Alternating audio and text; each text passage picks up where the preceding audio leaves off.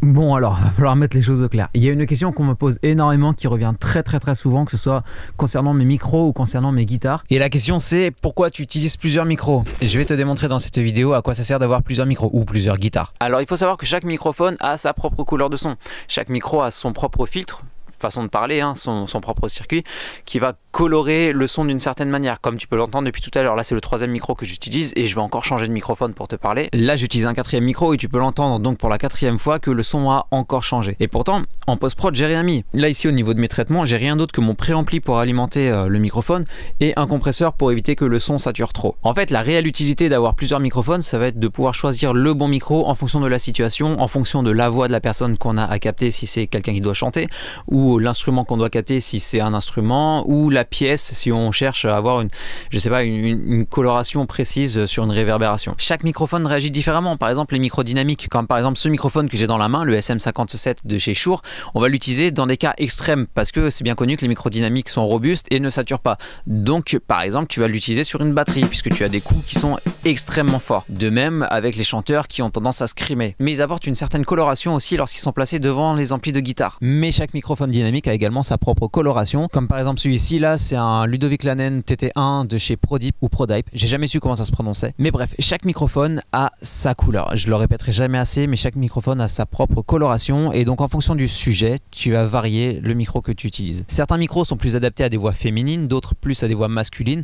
Lorsqu'on parle de voix féminine on a tendance à parler de voix aiguë et lorsqu'on parle de voix masculine on a tendance à parler de voix grave. C'est pas toujours le cas, je te l'accorde. Et bah pour une guitare c'est la même chose, la maniabilité de la guitare, les microphones de la guitare, le bois dans lequel elle a été construite, etc. Tout ça va faire que tu vas avoir un jeu différent d'une guitare à l'autre. Tu vas avoir des guitares qui vont mieux sonner dans un jeu typé blues, comme d'autres guitares qui vont être plutôt utilisées dans le metal, le thrash, le hardcore, ce genre de style de musique.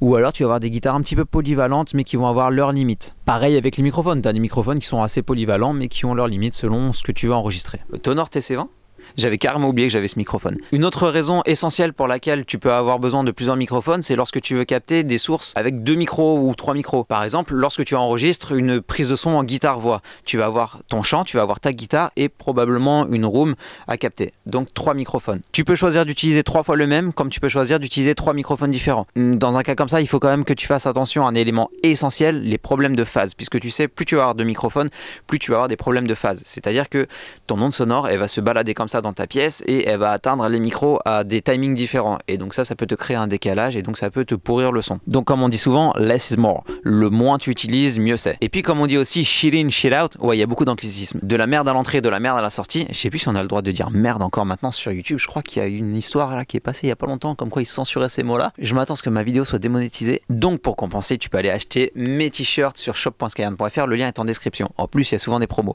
Qu'est-ce que je disais moi déjà? Donc shit in, shit out, c'est à dire que si tu as de la merde en entrée, tu as de la merde en sortie, donc il va falloir que tu aies la plus belle prise de son dès l'entrée. Donc choisir le bon micro, choisir les bons traitements si tu as du matériel hardware et ensuite une fois sur ton ordi tu vas avoir le moins de post-prod possible à faire. Si tu as trop de post-prod à faire, c'est que tu as déjà mal choisi ton micro en entrée. Ouais, ça fait super stylé de parler avec ce micro là, hein. Ça c'est un TM55 de chez Eagleton. Je l'adore, je l'utilise beaucoup en concert et en plus c'est un microphone dynamique donc pas besoin d'alimentation fantôme et tu le branches, ça marche. Il a de la gueule, il a une belle coloration, mais moi je suis pas là pour te le vendre. En résumé, avoir tout un parc de microphones c'est un atout, pas la youtubeuse. Bref, bien connaître tes microphones, bien connaître leur coloration, bien connaître leurs specs, ça va être très utile pour pouvoir avancer rapidement dans ton mix. Parce que comme je te l'ai dit, si tu utilises directement le bon microphone, tu vas avoir le moins de post-prod possible à faire. J'avoue, j'ai vraiment beaucoup trop de microphones, je viens encore de changer et comme tu peux l'entendre une fois de plus, le son a encore changé.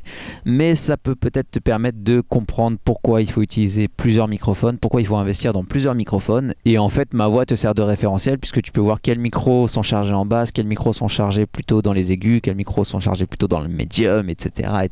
Et bien évidemment, tous les microphones ne s'utilisent pas de la même manière. Sur ce, je crois que je n'ai plus rien à te dire. Ah oui, est-ce que tu es abonné à ma chaîne? Parce que beaucoup de gens qui regardent mes vidéos ne sont pas abonnés à ma chaîne. Et comment veux-tu que je perce si tu t'abonnes pas à ma chaîne? Donc abonne-toi, mets la cloche et puis moi je te dis à la prochaine, c'était Skyhard. Ciao!